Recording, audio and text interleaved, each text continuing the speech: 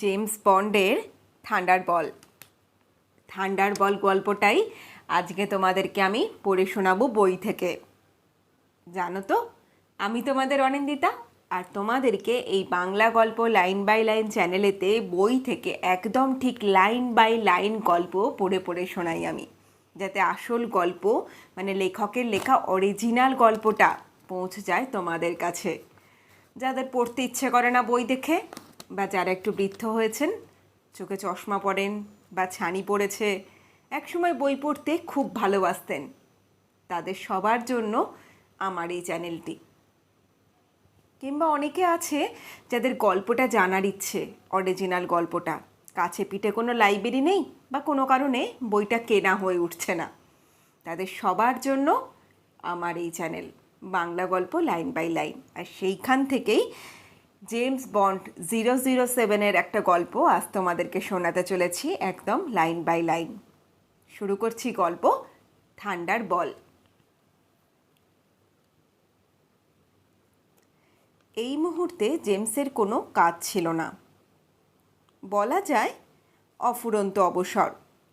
মনের মধ্যে এক ধরনের অস্থিরতা, একটার পর একটা সিগারেট খেয়ে যাচ্ছিল নিজের মনে। টেবিলের ওপরে মদের গ্লাস আর বোতলও মজুদ। যখন নেশার মাত্রা বেড়ে যায় তখন জুয়াতেও আসক্ত হয়ে পড়ে জেমস। চুপচাপ ঘরের মাঝখানে সোফায় বসেছিল। হঠাৎ ফোনটা বেজে উঠল। রিসিভারটা টেনে নিয়ে বলে উঠল, হ্যালো, আমি জেমস বন্ড বলছি, আপনি কে বলছেন?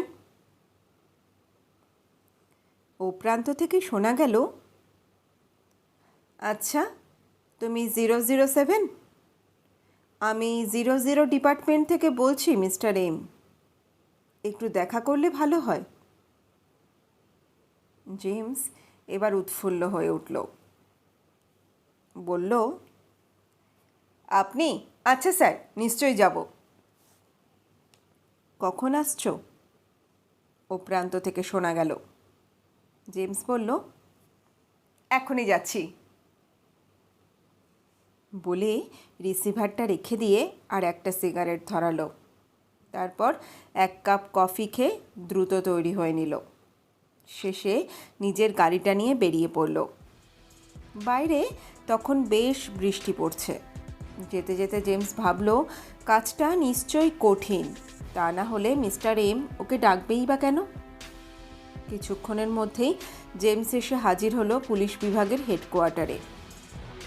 অফিসে গিয়ে চেম্বারে ঢুকতেই মিস্টার এম ওকে অভ্যর্থনা জানালেন। আরে এসো এসো জেমস, তোমার কথাই ভাবছিলাম। কোনো অসুবিধে হয়নি তো? আরে না না, অসুবিধে কেন হবে? মিস্টার এমের সঙ্গে করমর্দন করে সামনের চেয়ারে বসে পড়ল জেমস। তারপর বলল, আজকে সকালটা কেমন মেঘলা, তাই না মিস্টার এম? হ্যাঁ, ভোর থেকেই বৃষ্টি। বলে একটা সিগারেটের প্যাকেট এগিয়ে দিলেন মিস্টার এম। তার থেকে একটি করে বার করে নিয়ে ধরিয়ে খানিকটা ধোঁয়া ছেড়ে বলল জেমস, ধন্যবাদ। এবার বলুন ডেকেছেন কেন? মিস্টার এম মৃদু হেসে বললেন, তোমার সঙ্গে তো অনেক দিন দেখা হয়নি। সবাই বলছে জেমস বন্ড ওরফে 007 গেলটা কোথায়? কেমন আছো তুমি? শরীর মন সব ঠিকঠাক আছে তো?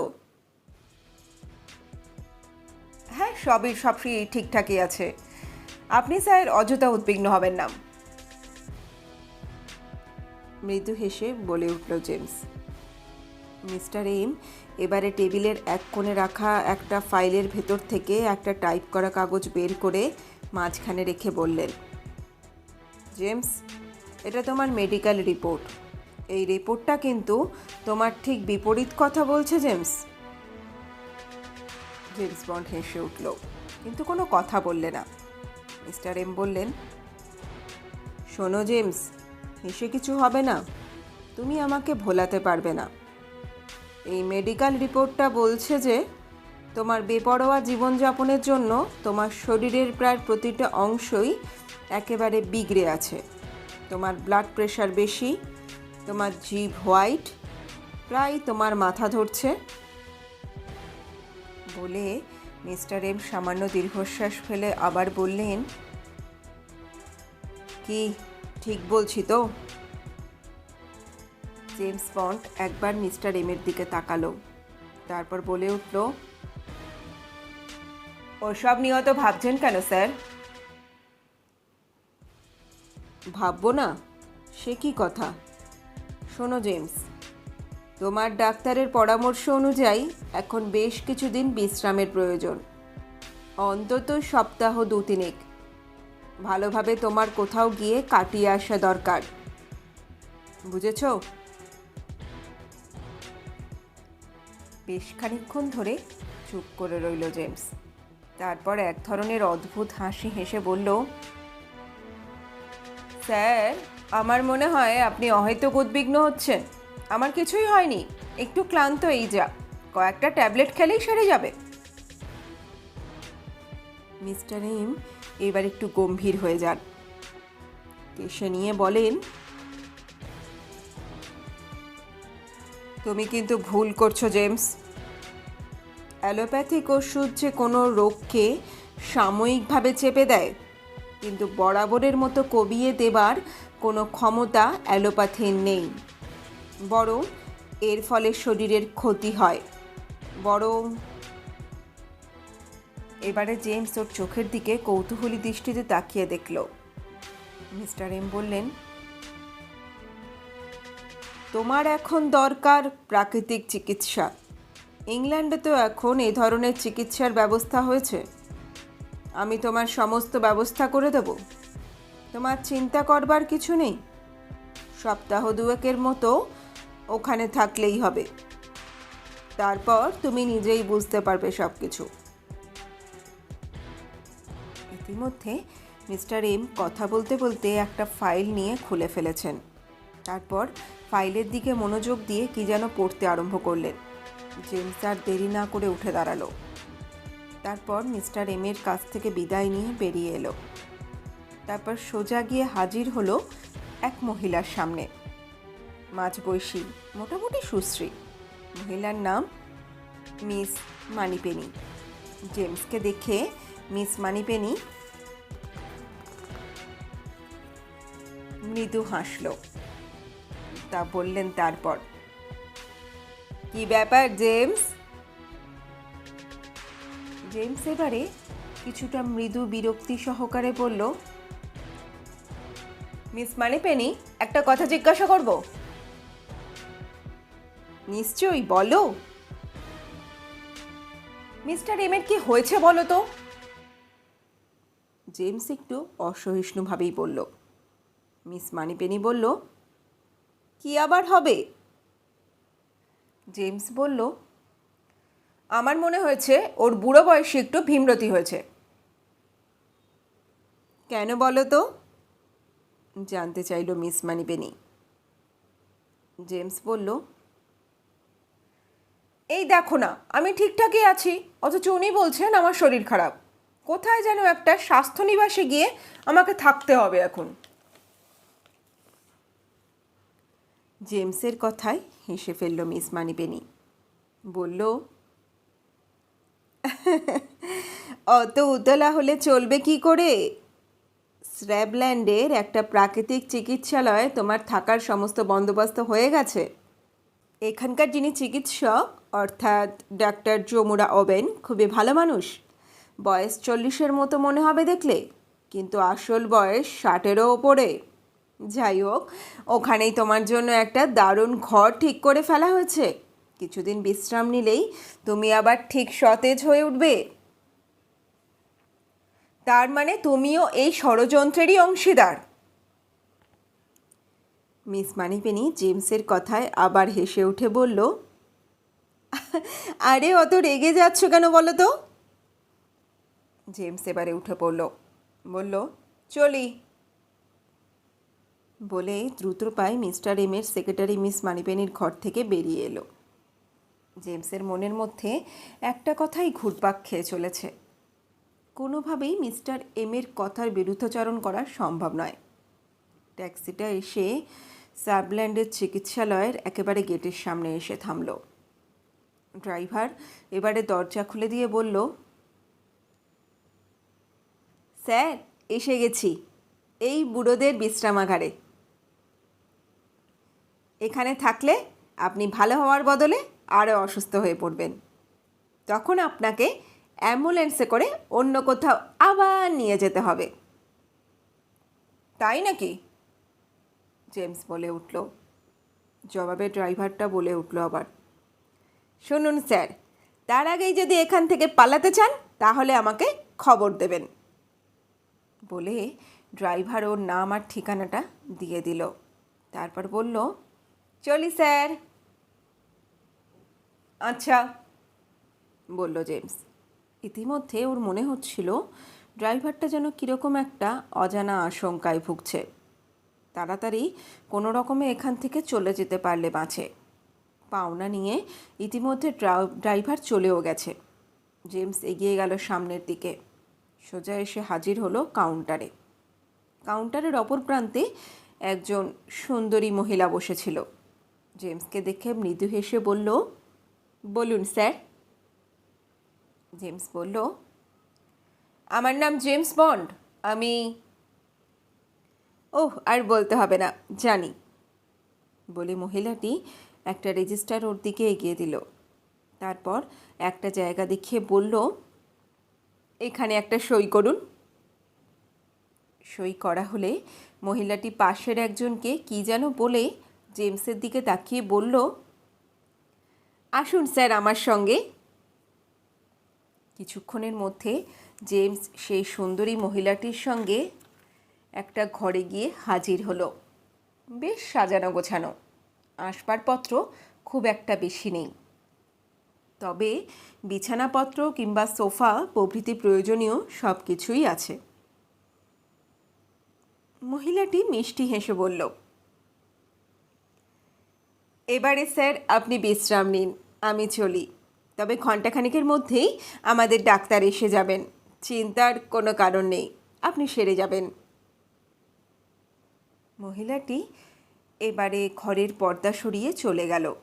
জেমস ঘরটার চারদিকে একবার তাকিয়ে দেখল ভালোভাবে।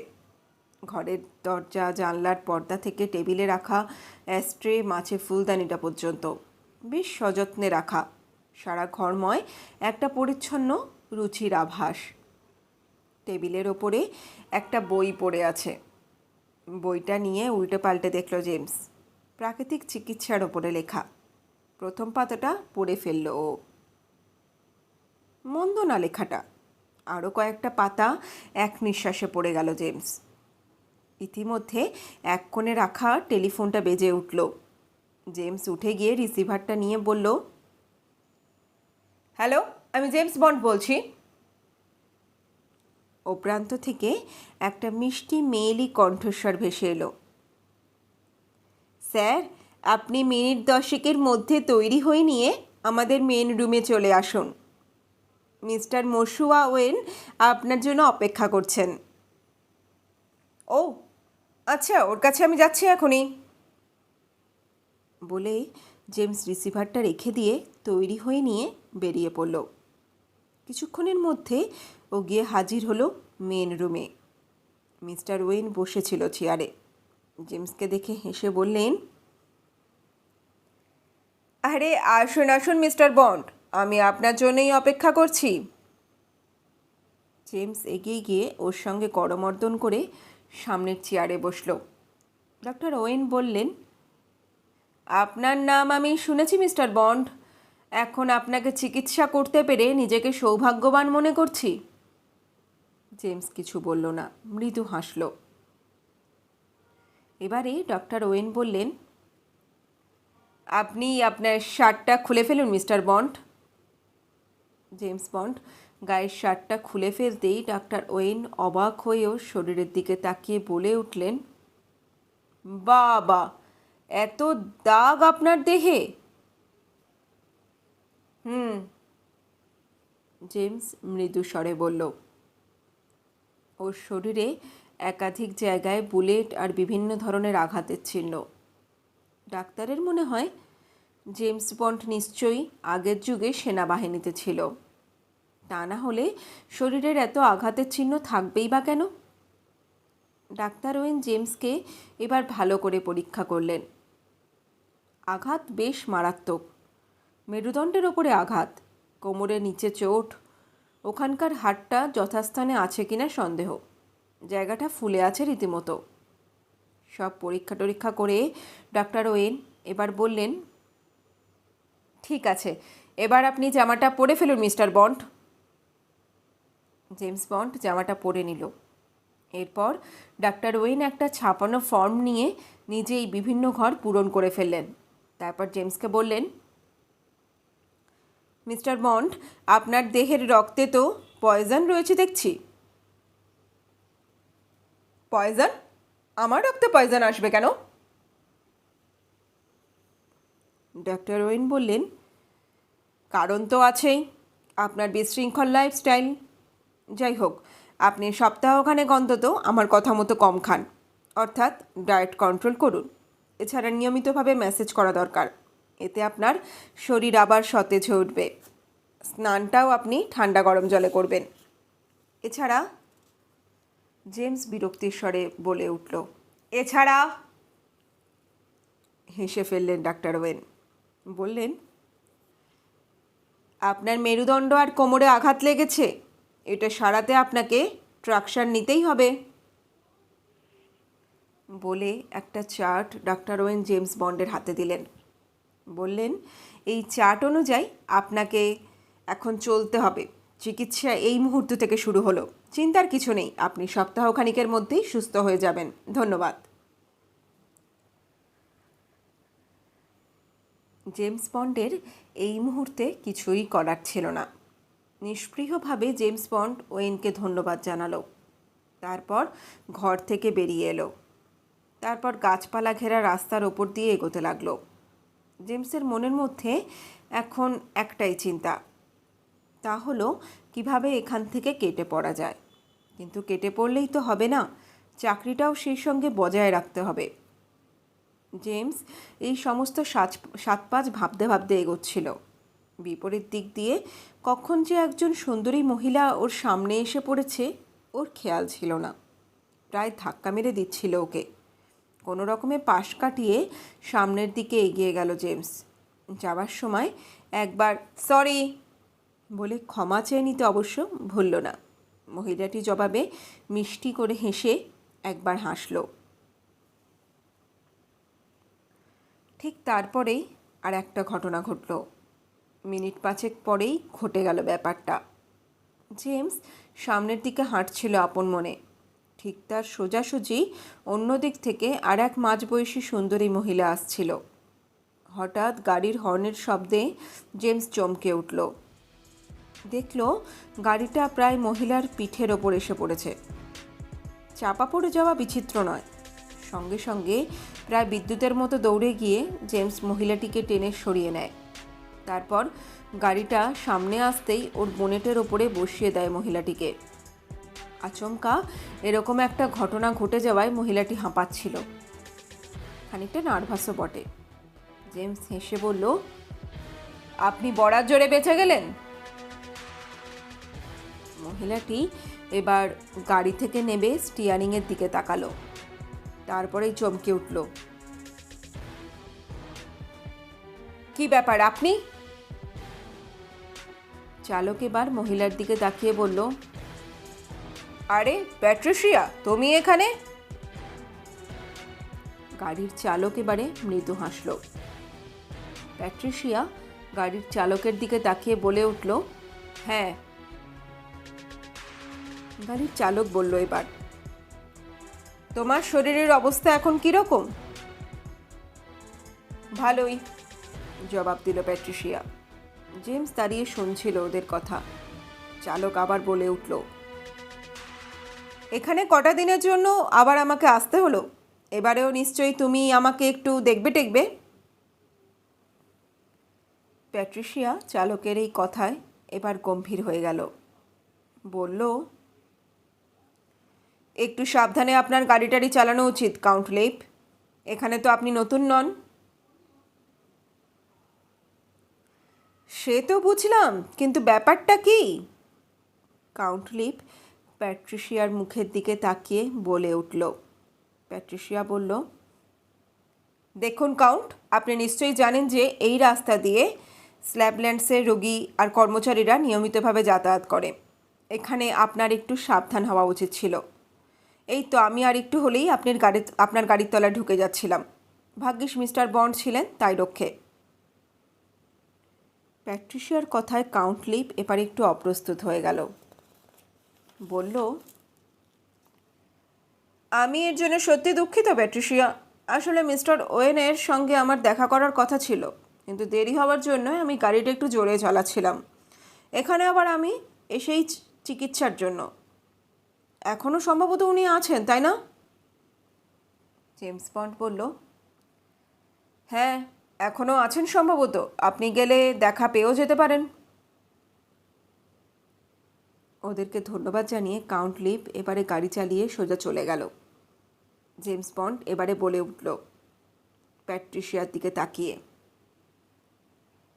ভদ্রলোকের ফিগারটা খুবই আকর্ষণীয়, তবে মনে হয় শরীরে চাইনিজ ব্লাড আছে। প্যাট্রিশিয়া জবাবে বললে, উনি প্রতি বছরই এখানে নিজের শরীরটাকে ঠিকঠাক করার জন্য আসেন। ভদ্রলোকের অনেক দেশে যাওয়া আসা আছে। হংকং এবং ম্যাকাওতেও কিসের জন্য ব্যবসা আছে ওর।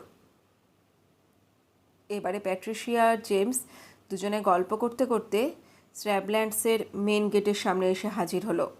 দাঁড়িয়ে পড়ল প্যাট্রিশিয়া। তারপর জেমসের দিকে তাকিয়ে বলল, শুনুন মিস্টার বন্ড, আপনি ঠিক ওই দিকের জায়গায় চলে যান। ওখানে দেখবেন নিচের দিকে একটা সিঁড়ি চলে গেছে। আপনি সোজা নেমে যাবেন। বলে সামান্য থেমে আবার বলে উঠল প্যাট্রিশিয়া, একটা বড় হলঘর দেখতে পাবেন। ওটাই চিকিৎসার জায়গা। গেলেই সব কিছু বুঝতে পারবেন আপনি। বলেই প্যাট্রিশিয়া ওকে ধন্যবাদ জানিয়ে নিজের কাজে চলে গেল। জেমস এগিয়ে গেল সামনের দিকে। কিছুক্ষণের মধ্যেই ও গিয়ে হাজির হলো সেই ঘরটায়। বেশ সাজানো গোছানো ঘর। পুরুষ আর মহিলা উভয়েরই আলাদাভাবে বসার ব্যবস্থা আছে। সারা হলঘরটা জুড়ে কেমন যেন একটা ওষুধের গন্ধ। জেমস সোজা এগিয়ে গেল পুরুষ লেখা একটা কাঠের দরজার সামনে। দরজাটা ঠেলতেই দেখল সামনে একজন দাঁড়িয়ে আছে। জেমস তাকে বলল, আমি এখানে চিকিৎসার জন্য। কথার মাঝখানে সেই লোকটা বলে উঠল, ঠিক আছে, বুঝতে পেরেছি, আমি মেসেজ করি, আসুন আমার সঙ্গে। জেমস এবারে ওর সঙ্গে ভেতরে গিয়ে হাজির হলো। লোকটা বলল, এখানে আপনি আপনার পোশাকগুলো খুলে রেখে এই তোয়ালেটা পরে আমার সঙ্গে আসুন। জেমসের হাতে একটা তোয়ালে দিল লোকটা। জেমস ওর সমস্ত পোশাক খুলে তোয়ালেটা পরে নিল। তারপর লোকটার সঙ্গে পাশের একটা ঘরে গিয়ে হাজির হলো। ঘরটা কেমন যেন অদ্ভুত। পর্দা দিয়ে ঘরটা বেশ কটা ভাগ করা আছে। একটা ভাগে দুজন স্বাস্থ্যবান লোকের চিকিৎসা চলছে। ইলেকট্রিক চাদরের সাহায্যে ওদের শরীরের মেদ কমানো হচ্ছে। লোক দুটোকে দেখে খুবই অসহায় মনে হচ্ছিল জেমসের। পরের অংশটা হচ্ছে মেসেজ করার ঘর। ওখানে একটা টেবিলের ওপরে জনৈক স্থূলকায় লোক পা ছড়িয়ে দিয়ে শুয়ে আছে, আর একজন কম বয়সী লোক মেসেজ করে যাচ্ছে ওর সারা দেহটা। এই লোকটাকেও অসহায় লাগছিল। পরেরটাতেও প্রায় ওই রকমই অবস্থা। জেমস বন্ড তো এসব দেখে শুনে রীতিমতো নার্ভাস হয়ে পড়ল। মনে মনে মিস্টার এমকে অভিশাপ দিচ্ছিল জেমস। ততক্ষণে জেমসকে নিয়ে লোকটা শেষের দিকের একটা পর্দা ঘেরা অংশে ঢুকে পড়েছে। একটা টেবিলের ওপর ওকে শুইয়ে দিয়ে তারপর মেসেজ আরম্ভ হলো ওর শরীরে। প্রথমটা সামান্য অসুবিধে হলেও শেষ পর্যন্ত জেমসের সারা দেহে একটা ভালো লাগার অনুভূতি ছড়িয়ে পড়তে লাগলো। এর কিছুদিনের মধ্যেই ওর পাশের লোকটার মেসেজ শেষ হয়ে যেতেই ওর বদলে আর একজন এসে টেবিলের ওপরে শুয়ে পড়ল। যে মেসেজ করছিল সে লোকটাকে বলল, আপনার রিস্টওয়াচটা যে খুলতে হবে স্যার। লোকটা প্রথমে দেখল ওকে, তারপর বলল গম্ভীর হয়ে, আমি এখানে প্রতি বছর মেসেজ করতে আসি। আমাকে কেউ কোনো দিন রিস্টওয়াচ খুলতে বলেনি, সুতরাং ঘড়ি আমি খুলব না। আপনি বরং ওদিকে নজর না দিয়ে আপনার মেসেজ আরম্ভ করুন। মেসেজওয়ালা এবারে বলে উঠল অত্যন্ত বিনয়ের সঙ্গে, স্যার, আপনি সম্ভবত ঠিকই বলেছেন, কিন্তু তখন আমি ছিলাম না, আপনাকে অন্য কেউ মেসেজ করেছিল। আমার কথা বিশ্বাস করুন, হাতের রিস্টওয়াচ থাকলে রক্ত চলাচলে ব্যাঘাত ঘটে। আপনি আমার সঙ্গে এবার সহযোগিতা করবেন আশা করি। লোকটা এবারে স্থির চোখে কিছুক্ষণ মেসেজওয়ালার দিকে তাকিয়ে রইল, তারপর বলে উঠল, ঠিক আছে, আপনি তাহলে খুলে দিন। তাই করলো মেসেজওয়ালা। ওইদিকে জেমসের মেসেজ তখনও চলছে। হঠাৎ পাশের লোকটার দিকে চোখ পড়তেই জেমস চমকে উঠল। আরে, এ তো সেই কাউন্ট লিপ। এতক্ষণ মুখটা অন্যদিকে ফেরানো থাকায় ঠিকমতো বুঝতে পারেনি। রিস্টওয়াচটা খুলে নিতে সেই জায়গাতে লাল রঙের কয়েকটা চিহ্ন আর দুটো উল্কি দেখা গেল। জেমস এবারে একটু অবাক হলো। আরে, এই চিহ্ন তো কোনো একটা আন্তর্দেশীয় সমাজবিরোধী সংগঠনের। তাহলে এই কাউন্টলিপ লোকটা সুবিধের নয়। রিস্টওয়াচের নিচে এই চিহ্নগুলোকে তাহলে ও লুকিয়ে রাখে। জেমসের অনুসন্ধিৎসু মনটা এবারে আরও সক্রিয় হয়, কিন্তু চিহ্নটা ঠিক কোন সংগঠনের তা ঠিক বুঝতে পারছিল না। এখন গুপ্তচর বিভাগের বিভিন্ন রিপোর্ট না দেখলে ঠিক ধরা যাবে না। যাই হোক, মেসেজ বেশ কিছুক্ষণ চলার পরে একসময় শেষ হলো। এরপর জেমস উঠে গিয়ে মেন গেটের পাশে একটা টেলিফোন বুথে গিয়ে হাজির হলো। পাশাপাশি একাধিক বুথ আছে। টেলিফোনে সোজা যোগাযোগ করলো নিজের ডিপার্টমেন্টের সঙ্গে। ও প্রান্তে সাড়া পাওয়া মাত্রই সমস্ত ব্যাপারটা খুলে বলল। যে কোনোভাবেই হোক সমাজবিরোধী ওই কুখ্যাত সংগঠনটার নাম জানতেই হবে। মিনিট 10 মধ্যেই জানতে পারল জেমস যে ওই চিহ্নটা কুখ্যাত লালবাজ গুপ্ত সংস্থার। ভয়ঙ্কর অপরাধের একটা বাহিনী। বিভিন্ন মূল্যবান জিনিসপত্র দেশে বিদেশে পাচারের কাজে এরা লিপ্ত। এছাড়া ঘৃণ্য সব ব্যবসাও অবাধে চালিয়ে যাচ্ছে। এদের কাজকর্ম বন্ধ করে দেওয়ার জন্য একাধিকবার চেষ্টা করা হয়েছিল, কিন্তু তেমন একটা সফল এখনো পর্যন্ত হওয়া যায়নি। প্রচুর অর্থ আর পরিশ্রম সত্ত্বেও কিছু হয়নি। উল্টে বেশ কয়েকজন এজেন্ট প্রাণ হারিয়েছিল। এই অপরাধী সংগঠনটা মূলত চীনা দেশীয়। এদের বেশিরভাগ সময় হংকংয়েই দেখা যায়, কিন্তু এদের মূল ঘাঁটি হলো ম্যাকাওতে। সমস্ত ব্যাপার স্যাপার জানার পর জেমস বন্ড রীতিমতো অবাক হয়ে গেল। টেলিফোন বুথের বাইরে চুপচাপ দাঁড়িয়েছিল জেমস। এখন ওর কী করা উচিত সেটাই ভাবছিল। হঠাৎ ওর চোখের পড়ল পাশের বুথটা থেকে যে লোকটা বেরিয়ে এলো সে স্বয়ং কাউন্টলিপ। তার মানে এতক্ষণ লোকটা নিশ্চয়ই ওর কথাবার্তাগুলো শুনছিল। জেমস আর দেরি না করে আবার বুথে ঢুকে পড়ল। উদ্দেশ্য টেলিফোন করার অভিনয় করা। বেশ কিছুক্ষণ ওখানে মিথ্যে ফোন করার ভান করে তারপর জেমস এবারে এসে হাজির হলো ক্যান্টিনে। এখন ওর বেশ খিদে পেয়েছে বলে মনে হচ্ছে। রিস্টওয়াচটা দেখল, খাবার সময়ও হয়ে গেছে। ঘরে ঢুকে সামনেই একটা টেবিলে গিয়ে বসল জেমস। কিছুক্ষণের মধ্যেই একজন মহিলা এসে হাজির হলো। বলল, স্যার, আপনার ডায়েট চার্টটা দেখি। জেমস ওর দিকে তাকিয়ে কোনো কথা না বলে চার্টটা দিয়ে দিল। এক ঝলক চার্টটা দেখে নিয়ে মহিলাটি চলে গেল। তারপর একটা মগে করে কিছুটা শাকসবজির স্যুপ নিয়ে এলো। টেবিলে রেখে বলল, এটা খেয়ে নিন মিস্টার বন্ড। আজকে কি আমাকে শুধু এটাই খেতে হবে? অবাক হয়ে জিজ্ঞাসা করল জেমস। ওই কথায় মহিলাটি মৃদু হাসল। বলল, আপনার তো খুব ভাগ্য ভালো বলতে হবে মিস্টার বন্ড, কারণ এই স্যুপে শাকসবজি এই সমস্ত জিনিস পাচ্ছেন। এরপর যখন আপনার পুরো দমে চিকিৎসা আরম্ভ হবেন তখন এটুকুও ঠিক মতো পাবেন না।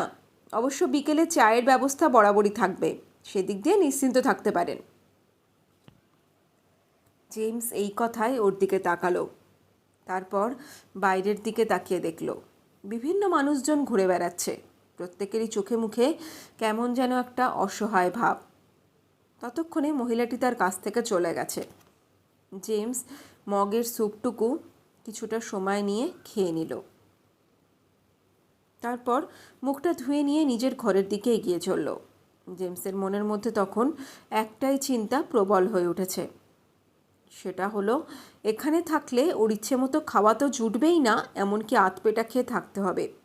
নিজের ঘরে এসে শুয়ে পড়ল জেমস। মনের মধ্যে নানা ধরনের চিন্তাভাবনা ঘুরপাক খাচ্ছিল। শেষ পর্যন্ত কখন যে ঘুমিয়ে পড়েছিল তাও নিজেই জানে না। বেশ কয়েকদিন কেটে গেছে এখানে। জেমস এখনকার পরিবেশের সঙ্গে পুরোপুরি না হলেও কিছুটা মানিয়ে নিয়েছে। এখানকার অন্যান্য চিকিৎসারত লোকদের দেখলে ওর মনের মধ্যে এক ধরনের কষ্ট হয়, কিন্তু এই মুহূর্তে সমাধানের পথ ওর জানা নেই।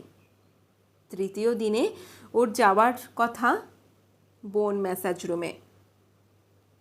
এই ধরনের ম্যাসাজে নাকি শরীরের হাড়গুলো শক্ত হয়। যাই হোক, জেমসের মনের মধ্যে আচমকা একটা ভয় এসে হাজির হলো। সন্ডামার্কা চেহারার ম্যাসেজওয়ালা যদি ওর হাড় চাপিয়ে চোটে ভেঙে ফেলে তাহলে কি হবে? এই রকম 7-5 ভাবতে ভাবতে জেমস ধীরে ধীরে ম্যাসেজ রুমে গিয়ে উপস্থিত হলো। আর ঠিক তখনই দেখতে পেল সন্ডামার্কা নয়, ঘরের মধ্যে বসে রয়েছে একজন সুন্দরী নারী। পায়ের আওয়াজে মেয়েটি মুখ তুলে তাকাতেই জেমস চিনতে পারল ওকে। সেই প্যাট্রিশিয়া। ওকে দেখে মৃদু হাসল প্যাট্রিশিয়া। তারপর বলল, আসুন মিস্টার বন্ড। জেমস এগিয়ে গিয়ে চেয়ারে বসল। তারপর বলে উঠল, আমি তো ভেবেছিলাম কোনো সন্ডামার্কা লোক। আরে না না, আমি মেসেজ করব। আপনি শুধু শর্টসটা রেখে বাকি পোশাকগুলো খুলে ফেলুন, তারপর ওই টেবিলটার ওপর গিয়ে শুয়ে পড়ুন। জেমস তাই করল। প্যাট্রিশিয়া বলল, এখানে বেশিরভাগ কাজকর্ম মেয়েরাই পরিচালনা করে, সুতরাং এখানকার চিকিৎসা ব্যবস্থা সম্পর্কে আপনার ভয় পাওয়ার কোনো কারণ নেই বলে জেমসকে প্যাট্রিশিয়া উপুর হয়ে শুয়ে পড়তে বলল। তাই করল জেমস। এরপর ম্যাসেজ আরম্ভ করল প্যাট্রিশিয়া। নারী হলেও ওর শরীরে বেশ জোর আছে, এটা বুঝতে কষ্ট হলো না জেমস বন্ডের। বেশ কিছুক্ষণ কাটলো, ম্যাসেজও শেষ হলো। বেশ ভালোই লাগলো জেমসের। এরপর প্যাট্রিশিয়া বলল, শুনুন মিস্টার বন্ড, আপনি পোশাক পরে নিয়ে এখন ট্রাকশন রুমে চলে যান। আচ্ছা, ধন্যবাদ। জেমস বন্ড বেরিয়ে এলো ঘর থেকে। ঠিক দরজার মুখোমুখি একজনের সঙ্গে প্রায় ধাক্কা লাগার উপক্রম ঘটেছিল। জেমস মুখ তুলে দেখল লোকটা আর কেউ নয়, সেই কাউন্ট লিভ। সন্দেহজনক ব্যক্তি। জেমস কোনো কথা না বলে এগিয়ে গেল সামনের দিকে। কাউন্ট এসে ঘরে ঢুকল। প্যাট্রিশিয়ার মুখটা সামান্য গম্ভীর। কাউন্ট সেসব ভ্রুক্ষেপ না করে বলল, আমার শরীরে বেশি চাপ দেবে না, আমার অস্বস্তি লাগে বলে নিজেই পোশাক খুলতে আরম্ভ করলো। প্যাট্রিশিয়া বলল, ঠিক আছে, আপনি শুয়ে পড়ুন, আমি একটু আসছি বলে প্যাট্রিশিয়া ঘর থেকে বেরিয়ে গেল।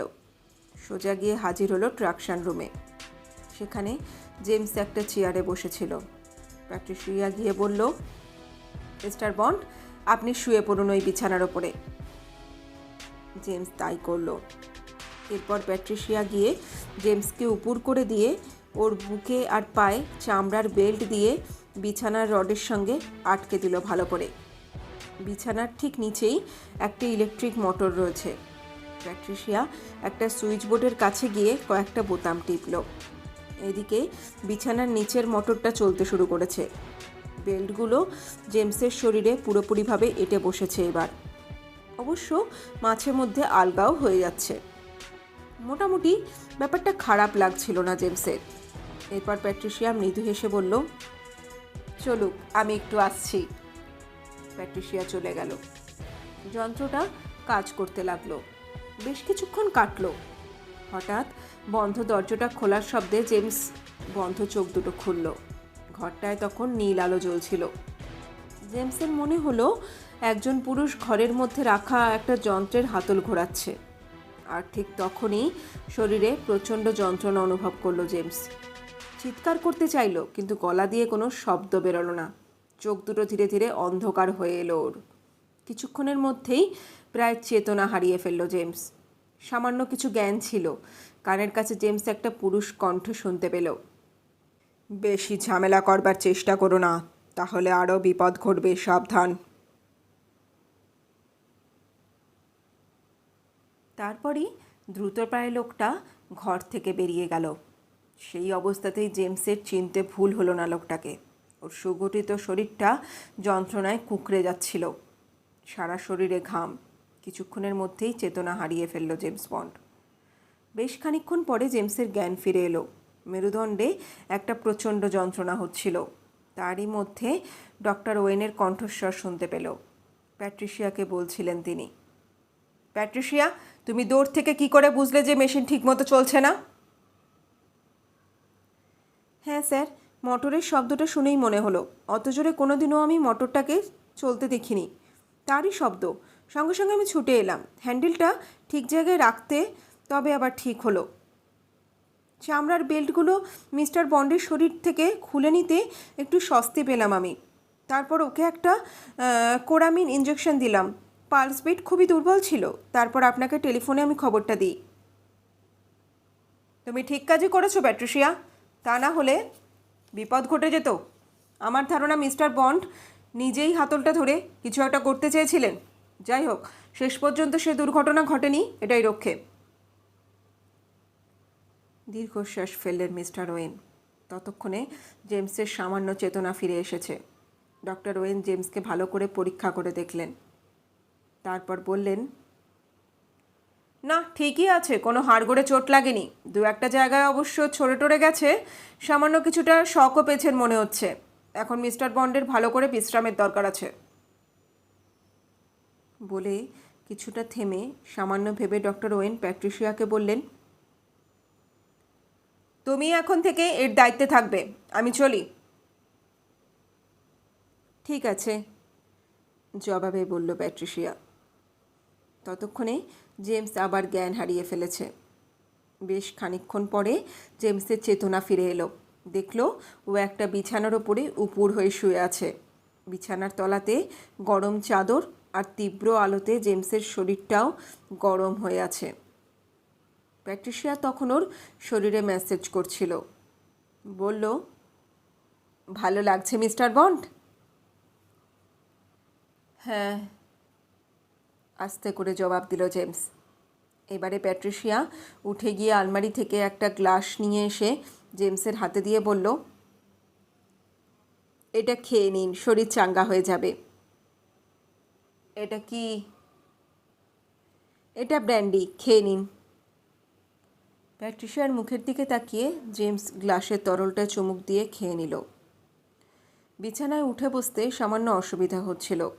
মেরুদণ্ডের আঘাতটা বেশ জোরই। তা সত্ত্বেও উঠে বসল জেমস। প্যাট্রিশিয়া এবারে বলল, মিস্টার বন্ড, এতদিন আমি আছি এখানে। স্যাবল্যান্ডসে কোনো দিন মেশিন এমনভাবে বিগড়ে যায়নি। হঠাৎ আজকে দেখলাম। বিরাট একটা অ্যাক্সিডেন্ট থেকে বেঁচে গেলেন আপনি। একটা কথা জিজ্ঞাসা করব? বেশ তো, করুন। অবাক হয়ে বলল জেমস। প্যাট্রিশিয়া ওর দিকে তাকিয়ে বলল, সত্যি করে বলুন তো, আপনি মেশিনের হাতলটা কি আপনিই ঘুরিয়েছিলেন? প্রথমটা অবাক হলেও জেমস আসল ব্যাপারটা তখনকার মতো গোপন করে গেল। বলল, হয়তো আমার হাতটা কোনো রকমে হ্যান্ডেলে লেগে যেতে পারে, কিন্তু এরপরের ঘটনাটা আমি জানি না, কারণ তারপরে আমি জ্ঞান হারিয়ে ফেলি। আপনি যদি তাড়াতাড়ি না আসতেন, আমি বাঁচতামই না। কিন্তু এখন তো আর কোনো ভয় নেই। আপনার সৌভাগ্যই বলতে হবে। কিছুদিনের মধ্যেই আপনি সেরে উঠবেন। ডাক্তার ওয়েন অবশ্য এটা বাইরের কাউকে বলতে নিষেধ করে দিয়েছেন। খবরটা ছড়িয়ে পড়লে এখানকার রোগীরা ভয় পেয়ে যাবেন। স্ট্র্যাবল্যান্ডসের বদনাম হবে, সেই জন্যেই আর কি। চিন্তার কোনো কারণ নেই, বলবো না। ম্লান হাসল জেমস বন্ড। প্যাট্রিশিয়া তাকিয়ে রইল ওর দিকে।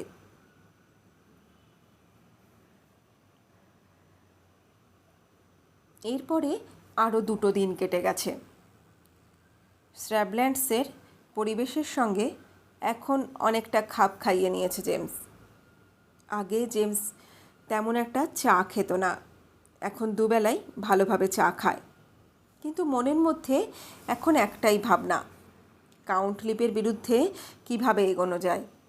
চিকিৎসার ফাঁকে ফাঁকেই কাউন্টলিপ সম্পর্কে নানা খবরাখবর জোগাড় করবার চেষ্টা করতে লাগলো জেমস, অবশ্য খুব সতর্কতার সঙ্গে। তবে এখনও পর্যন্ত তেমন কিছু জানতে পারেনি। একটা কথা অবশ্য অনুমান করেছে, লোকটার বিভিন্ন দেশ বিদেশে যাতায়াত আছে। এখন আরও খবর জোগাড় করতে হবে। বেশ কয়েকদিন ধরে চিকিৎসা চলল জেমসের। ডক্টর ওয়েনের মতে জেমসের শরীরের অনেকটাই উন্নতি হয়েছে।